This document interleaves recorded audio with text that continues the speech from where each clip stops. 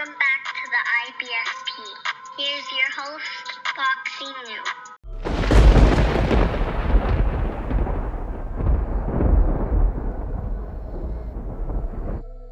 Welcome back, fight fans. Welcome back to another edition of the Q&A with the IBFP, and let's dig right into your questions. We start with Alan Vasquez, and he states the coronavirus is canceling events, so some boxers are left without a date.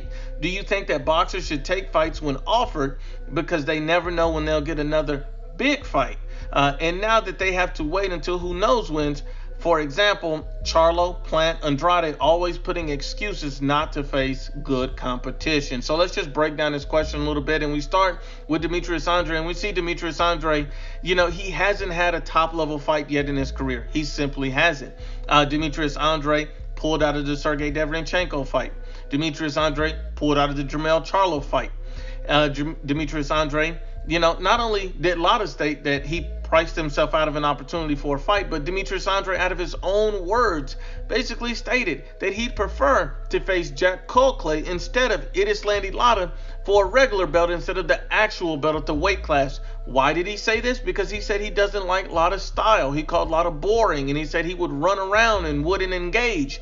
So, we got to be honest and unbiased about what that means from Demetrius Andrade. So he's made a pattern of multiple fights, pulling out, passing up on great opportunities to get a big name on his resume. And at this point, he simply doesn't have a big fight at the moment. And then on the other hand, you see Jermall Charlo. He's turning down offers, ducking Demetrius Andrade. So, Demetrius Andrade is trying to get a bigger name. He's trying, at least at this point in his career, unless he pulls out again. But at least, he's made an offer to Jermall Charlo. Jermall Charlo, at this point, is not even entertaining it. He's not looking to fight Demetrius Andrade, which is a clear and utter duck. And then you also see Jermall Charlo completely duck Danny Jacobs. Danny Jacobs, who was a world champion and wanting to fight him, and Jermall Charlo was simply not interested. And the worst thing about these guys, at this point in their careers, is that they're not proven at the top level, and we understand that they're just simply not going to get better as they get older. I mean, look at Demetrius Andrade at this point. Demetrius Andrade was dropped by Vanes Martirosyan at 154 pounds, and he is yet to face a big puncher at 160 pounds. He's never fought a big puncher at 160. How do we know this guy's chin is going to hold up after seeing him get dropped at a lower weight class against Vanes, who's never been considered an elite fighter? And then a guy like Jermall Charlo, how do we know he's going to be able to box with the best at 160 when this is the guy that was outboxed? And, most people felt like he got a gift decision over Matt Korobov. So, you see both of these guys are not getting better with time. You see Demetrius Andrade is 32 years old. Jermall Charlo is about to be 30 himself. So you see these guys are way too old at this point to never have a step-up fight. I mean, these guys are in their 30s with no step-up competition at the top level. That's disgusting. That's unacceptable. And, we give Caleb Plant, we look at him like this at this point. We're not going to put him in at this point because Caleb Plant is 27 years old. So, he has a little more time than these guys, although at 27 years old, he's become a world champion. So we're just going to wait for Caleb Plant to see if he makes a big fight within the next 12 months. He's talking like he wants to fight. He hasn't been pulling out a fight. So let's see what the future holds for Caleb Plant. The next question comes from Twin Kicks 718, and he states, Amanda Serrano versus Katie Taylor if the fight happens. Who you got? And I think that's an excellent fight. It's a fight for undisputed. It's the biggest women's fight to be made at the moment. And I will say at this point, I have to pick Katie Taylor. I think, it's a great fight. I think both women have an opportunity to win, but I got it 60-40 for Taylor. That doesn't mean Amanda Serrano couldn't get her out of there. I think Katie Taylor has better resume. I think she's fought the better fighters. But I also think that, Amanda Serrano still has a very good chance because she is, I believe, an 8-division world champion. I believe Amanda Serrano also as well. She's very strong. She's a big puncher. And so that could turn the tide against a girl like Katie Taylor. So Amanda Serrano has a very good chance. But at the same time, I got to pick Katie Taylor based on her overall body of work. Great question. The next one comes from Luis Campos, and he states, out of the current young prospects competing at lightweight, Devin Haney, Tank Davis, Teofimo Lopez, and, Ryan Garcia, which one do you think will have the best career and which will have the most disappointing career?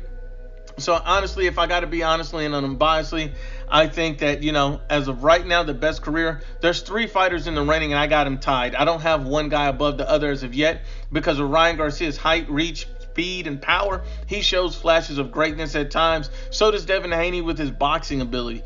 And then when you look at a guy like Teofimo, his power is elite. Teofimo actually has a chance to make history in his next fight. So these 3 fighters, I have them all tied at this point with having huge, bright futures, and I can't really separate one from the other. I will say that Teofimo Lopez is closer to being, having a great future. He's literally one fight away from being the best fighter in his division, period. Just one fight. So, Teofimo's the closest to his goal, but all 3 of those guys have very bright futures, and it's hard to put one over the other. I think Tank Davis will probably have the worst career or most disappointing simply because, this guy's not disciplined. He's missed weight. He's lost a belt to it. He moved up in weight and missed weight on the first try. Tank Davis, struggled with a guy that's 40 plus years old, that's chinny and a Gamboa. So, I just don't think that Tank Davis is that great of a fighter. I don't think his skills in the ring has shown that. And so I think that he's primed to have the most disappointing career based on his discipline, his work ethic, and, his skill set. Let's be honest and unbiased. And the next question comes from the Jim Reaper. And he said, what actually constitutes a duck? He states, with this drama about Canelo apparently ducking Andrade, despite the fact that Canelo has fought and beat much better fighters than Andrade, and is set to fight Billy Joe Saunders and Triple G, both better technical boxers with bigger names than Andrade. So how is Canelo ducking, and what is actually classed as a duck? So, a duck, it's interesting because a duck can be very subjective. What you may think a duck is, I may not think. It's a lot of variables in ducking. Does the guy have a belt? Is the guy the best in the division? Is the guy proven? Is the guy unproven? So you have to look at the situation in its totality, and each situation is going to probably be different. But typically, if you have an opportunity to fight a champion, a guy with a belt, and it's a great payday, it makes the most sense. And you turn an opportunity or a contract offer down, that's typically gauged as a duck. But there's a lot of variables at stake, that comes into play with that. So, you got to be really specific about what you're trying to say, because it's easier to prove what's not a duck than to what is a duck. But I think with the Demetrius Andrade and Canelo situation, with everyone saying, some people saying that Canelo is ducking Demetrius Andrade, it doesn't make sense to me, but I understand why some people are saying it. If you look at it, they're turning Demetrius Andrade into the new Jermall Charlo. You see how the LDBC and a lot of fanboys had Jermall Charlo put on this pedestal and saying Canelo would never fight him, Canelo would never get to him, Canelo would never take this guy, Canelo would never fight Jermall Charlo, Jermall Charlo's a monster, Jermall Charlo's a beast. And then Jermall Charlo fought a guy like Matt Korboff, and that entire myth was debunked. Everybody lost, what they thought or how good they thought Jermall Charlo really was. So at that point, we understand that Jermall Charlo is simply not the boxer people thought he was. He can't cut the ring off at the level they thought he was. And he has good power and has a solid chin, but he doesn't have much more than that.